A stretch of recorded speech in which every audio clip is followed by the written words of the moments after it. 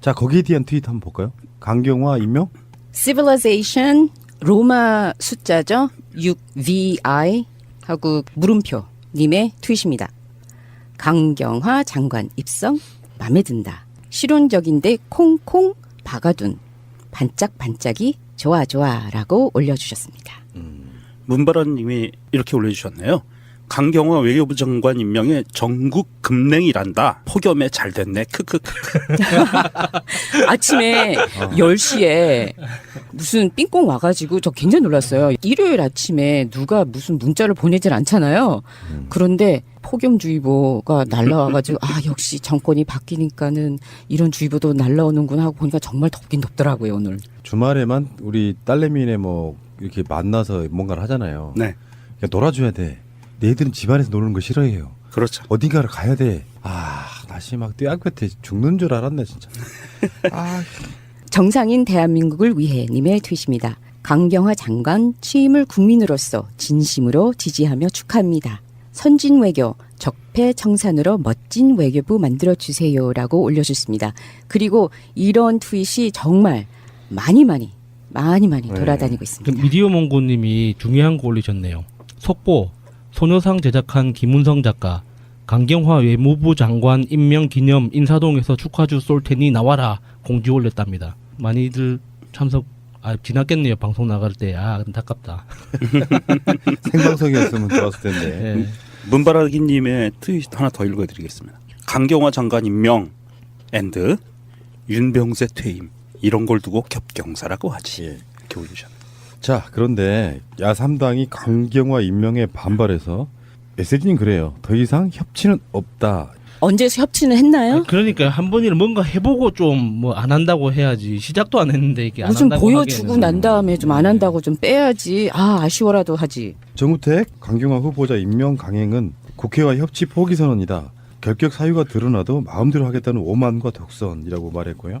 자유한국당을 비롯한 야당의 입장은 더욱 강경화될 수밖에 없다. 신기하네요. 라임을 맞춘 건가요? 장난쳐? 진짜 좀 유치하다 좀. 추가 경정 예산안과 정부 조직법 처리, 김희수 헌법재판소장 후보자 인준 포기열, 다른 장관 후보자 인사청문회 등은 앞으로 계속될 국회 현안에 대해 자유한국당과 야당 협조는 대단히 어려울 것이라고 협박을 해주셨습니다. 대통령께서 강경화 장관 임명하고 임명식이 있고 나서 발언한 내용에 보면 야당이 그런 식으로 대통령에게 하면 안 된다. 아주 강력하게 경고를 했어요. 우리 청와대와 대통령은 앞만 보고 국민만 보고 꿋꿋하게 나가고 있는 중이고요. 문미용 님이 이렇게 올려주셨네요. 거두절미하고 해도 다 알아들으실 거예요. 마구 짖는다는 것은 두렵다는 것이다. 맞습니다. 저도 딱 똑같이 생각했는데 네. 개는 무서울 때 짖거든요. 그러면 예. 네. 열심히 짖으라고 하시고요. 큰 아주 그 맹수라고들 하잖아요. 네. 그들은 그냥 가만히 있다가 공격할 때 으르릉 한번 하고 물어요. 원래 큰 으르릉 안 할 때도 있고 그냥 훅 해가지고 뭐지? 모르고 그냥 당할 때가 많잖아요. 자유한국당과 국민의당, 바른정당 이분들은 다 극렬한 반발을 하는 거죠 지금. 네. 근데 나는 이 시스템을 좀 바꿨으면 좋겠어요. 일단 첫 번째, 강경화는 결정적인 하자가 없었어요. 사실은 스모킹건 같은 게 없었어. 예, 맞아요. 사실 안경환 법무부 장관 후보자 같은 경우는 그 내용의 경중 이런 걸 떠나가지고요. 그러니까 어떤 흐름상 그 가짜 결혼 이것은 스모킹건이 될 수 있었던 부분이 있었어요. 예. 법무부 장관 후보자가 아니었다면 다르게 해석될 수도 있었는데 강경화 외교부 장관 후보자에 대해서는 사실 스모킹건이 없는 상태에서 문재인 대통령이 철회하기도 굉장히 애매한 상태였습니다.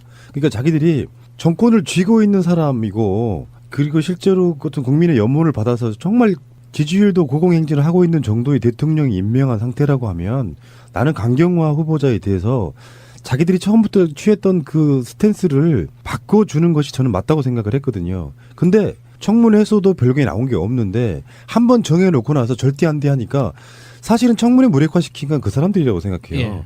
청문회를 까봤더니 나쁘지 않았다고 하면 바꿔줘야 될 거 아니에요. 그러니까 이거를 받아들일 때 우리는 어떻게 받아들일 수밖에 없냐면 이 사람들은 청문회랑 상관없이 강경화가 싫었구나. 이렇게 받아들일 수밖에 없는데 그 문재인 대통령이 거기다 대놓고 당신네들이 싫어하니 내가 임명을 철회하겠어. 이렇게는 할 수 없잖아요. 예. 그러니까 뭐 자유당 같은 경우에서 뭐 논평을 하는 거는 뭐 다 뭐 개가 짖는다 생각할 수 있겠지만 그 국민의당이나 바른정당에서 말하는 걸 보면은 좀 도저히 좀 이해하기가 힘든 게요. 이 사람들이 도대체 원하는 게 뭔지를 모르겠어요. 그러니까 촛불 집회 이후로, 그러니까 박근혜 탄핵 이후로 우리나라는 정말 세계사에 없던 역사를 새로 써나가고 있는 거거든요. 그렇죠. 예. 그러니까 문재인 대통령이 당선되면서 앞으로 이제 그 우리가 보게 될 거는 그 모바일 중심의 시민 네트워크가 정치에 어떻게 작동하는지, 그리고 또 정치를 어떻게 바꿔 나가는지, 그리고 학습 수준이 일정 수준 이상 넘어가는 시민들이 국민회에서 일정 수준 분포를 넘어가면 그 시민들이 정치를 어떻게 대응하고 받아들이는지를 이런 것들을 우리가 앞으로 보게 될 건데, 지금 뭐 그 바른정당도 그렇고 그 국민의당은 공수 위치만 바뀌었다고 생각하나 봐요. 그냥 자기들이 그렇지. 원래 하던 그 정치 바닥이 그대로 있고 지금 모든 게 변했거든요. 근데 자기들 보기에는 다 그대로 있고 그냥 그 있던 자리가 그 공격과 수비 위치만 바뀌었다고 하나 본데 너무 답답해요. 진짜 이거를 어떻게 이 사람들을 어떻게 이해해야 될지 모르겠어요. 제 주장대로라고 하면 패러다임이 바뀌었다. 예. 네, 맞아요. 세상을 바라보는 시각도 바뀌어야 되고 예. 바뀌었는데 그러니까 그런 거잖아요.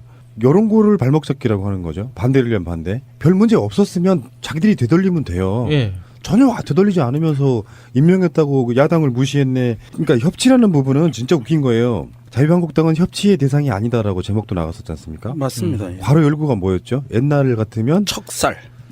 제가 생각하는 단어는 세 가지나 있는데 그 방송 내용에서는 참수였어요. 참수였어요. 먹을 치는 거. 예. 그다음에 척살이라고 하는 사람도 있었고 네. 다음에 청산이라고 하는 사람도 있었어요. 그러니까 최소한 협치라는 말을 자유한국당은 할 수가 없는 대상이라고 보고. 그렇죠. 그 척살이건 참수건 청산이건 그 대상이 되다 뿐이지 그 안에 주체로 들어올 수가 없는 존재들이죠. 예.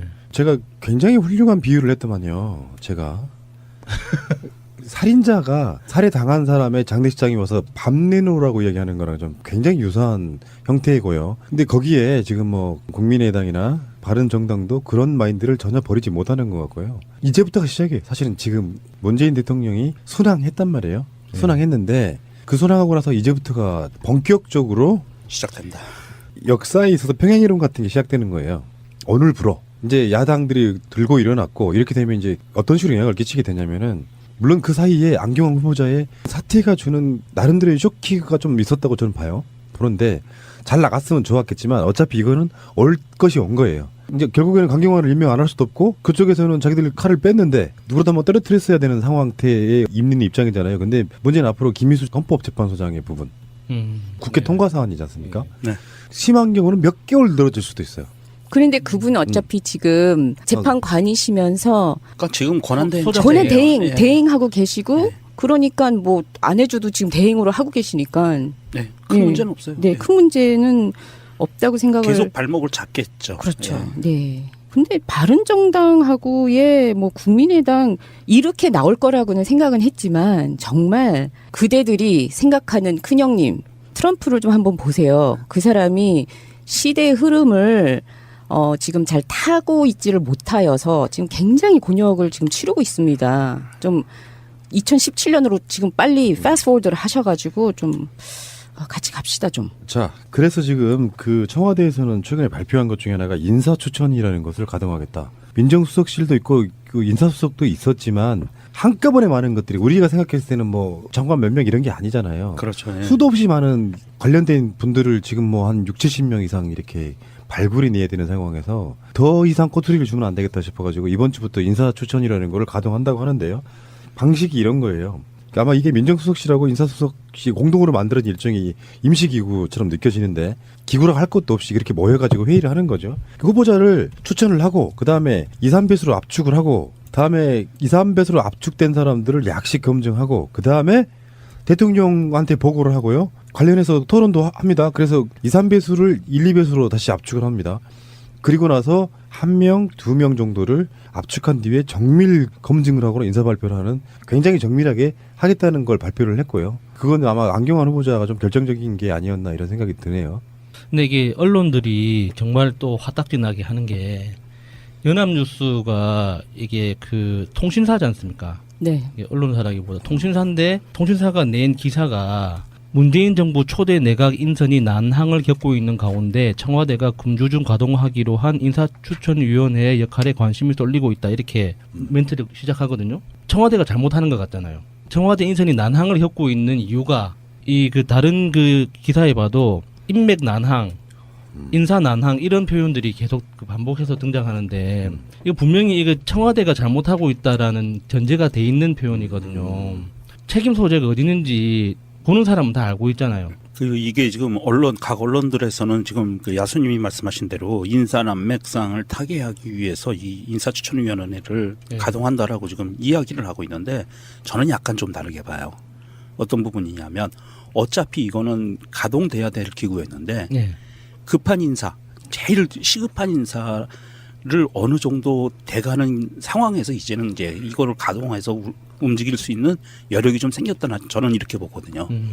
전 정부도 있었잖아요. 네. 노무현 정부나 이명박 정부, 박근혜 정부도 인사 검증위는 발동이 됐었어요. 근데 이번에는 처음 인사할 양이 너무 많다 보니 인사추천위를 여는 것 자체가 어려웠다는 그 청와대 관계자와 인터뷰도 있었고, 그런데 이번에는 정말 그 야당 쪽에 그 협치하자고 처음부터 양해를 구하면서 들어간 거였었잖아요. 이게 다 사실은 야당 때문이에요. 맞습니다. 보세요. 참여정부 때까지만 해도 인재풀, 인사풀 이런 거 맞습니다. 시스템이 있으면 그거 다 완전 무너뜨려 놨죠. 일단 네. 첫 번째. 네. 두 번째, 탄핵으로 이렇게 급작스럽게 대통령이 뽑히다 보니 인수위원회라는 것을 거치지 않으면서 나는 오히려 이 정도 해낸 것도 저는 기적이라고 봤거든요. 기적이죠. 한 달밖에 안 됐는데. 지금 이 정도 해놓은 것을 기적이라고 봐요. 인사 난맥이요? 건건이 그런 식으로 난맥이라고 볼 수 있습니까? 그 많은 인사들 중에 그 정도 곤란했으면 인사 난맥이 아니라 선방한 거라고 저는 보거든요. 대한민국뿐이 아니라 역대 이래로 유사 이래로 이렇게 강직하고 깨끗한 사람들이 내각에 들어간 적이 있었나요? 저도 아니, 이런 깜짝 놀랐어요. 우리나라에 이렇게 훌륭하신 분이 많은 줄 몰라가지고. 그래서 이런 얘기 한번 해봅시다. 신기한 게 있더라고요.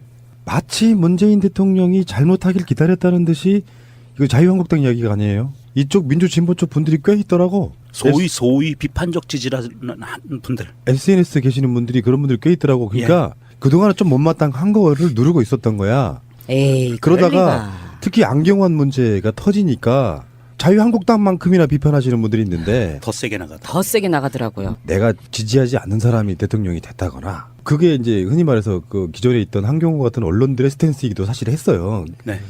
근데 지금 생각해 보면은 진짜 중요한 건 이런 거라고 봐요. 잘하는 거 잘하는 것대로 칭찬해 주면서 못하는 것을 바라보는 시각은 두 가지입니다. 기본적으로 그 사람 지지하는 사람은 많은 것들 중에 실수도 하네라고 바라보지만 지지하지 않았던 사람들은 어떻게 바라보냐면은 남들이 지지한다고 하니까 잘하네 했지만 자기 본능이 그냥 발동하는 거야. 그럴 줄 알았어. 요거 있잖아요. 네. 근데 요게요. 이건 인간의 본성에 좀 되게 말초적인 이기심밖에 안 되는 이유가 뭔지 아세요? 조금만 잘못하면 그럴 줄 알았어 하고 물어뜯잖아요. 결국에는 개혁도 아무것도 안 돼. 안 돼요. 예. 결국에 논란만 되다가 지들이 바라는 개혁도 안 된 상태로 그려놓고 그렇게 망가뜨려 놓고 봐.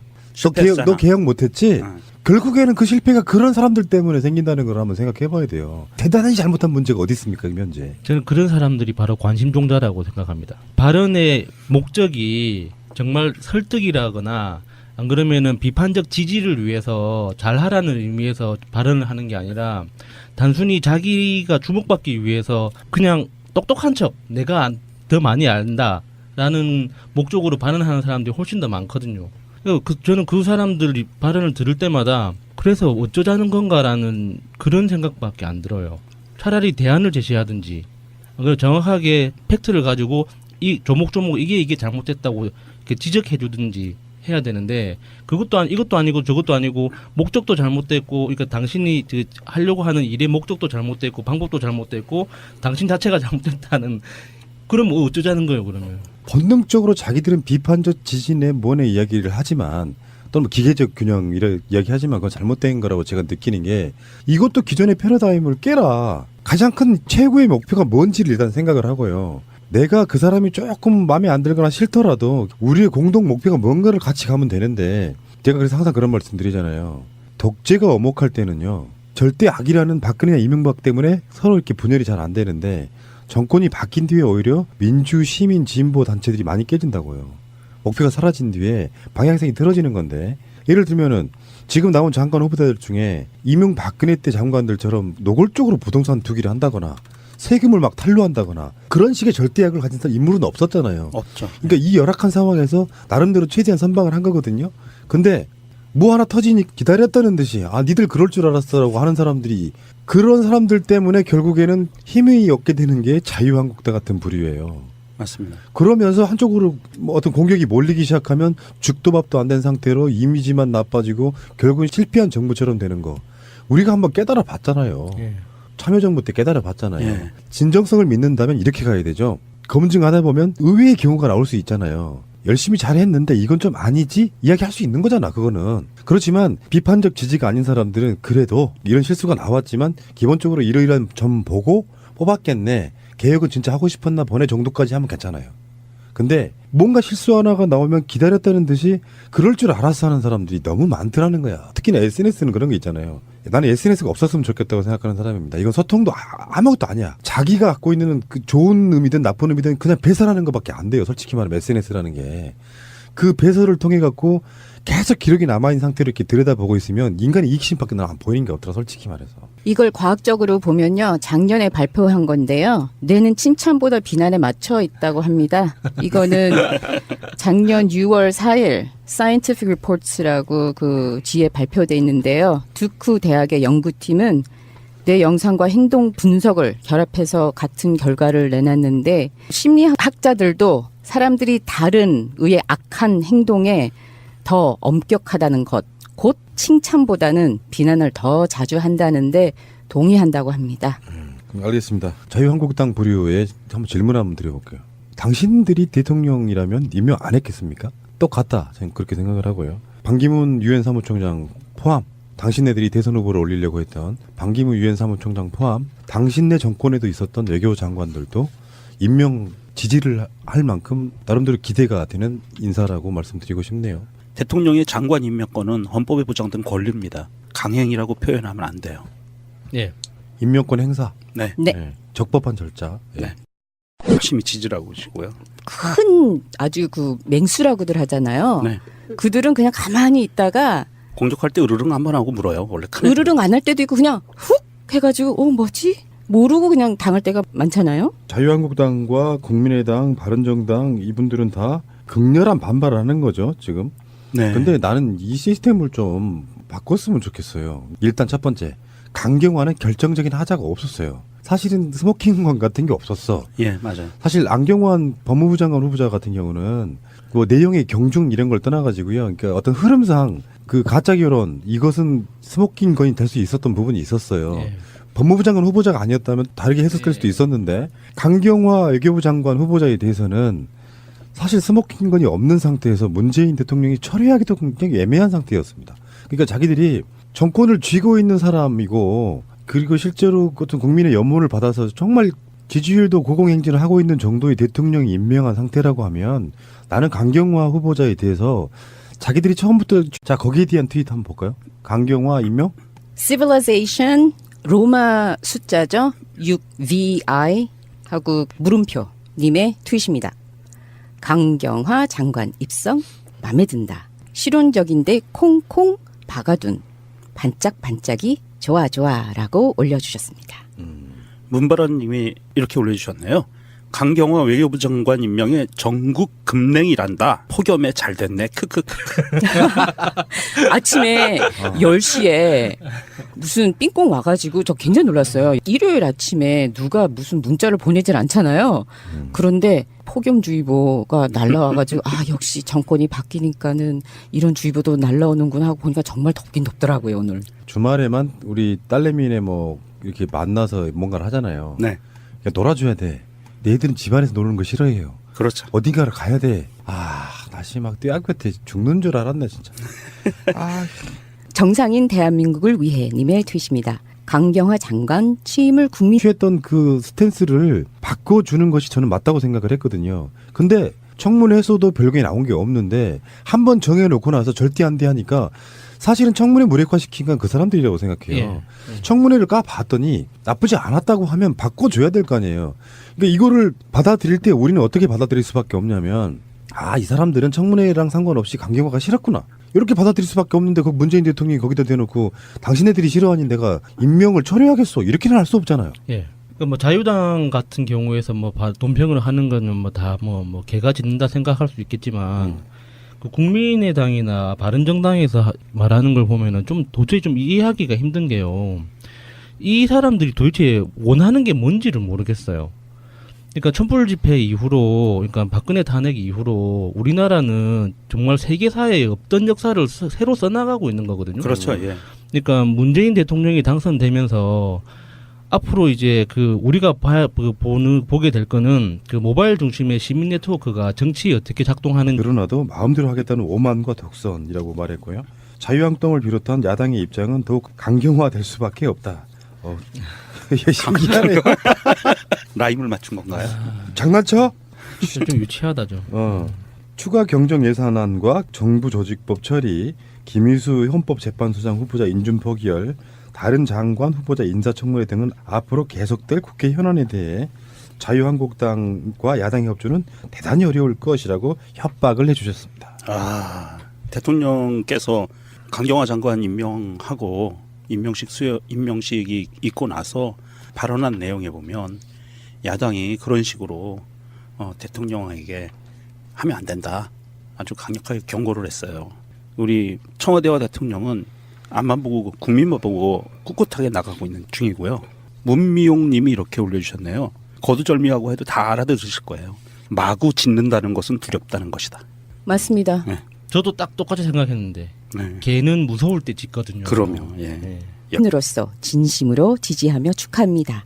선진 외교, 적폐 청산으로 멋진 외교부 만들어 주세요라고 올려주셨습니다.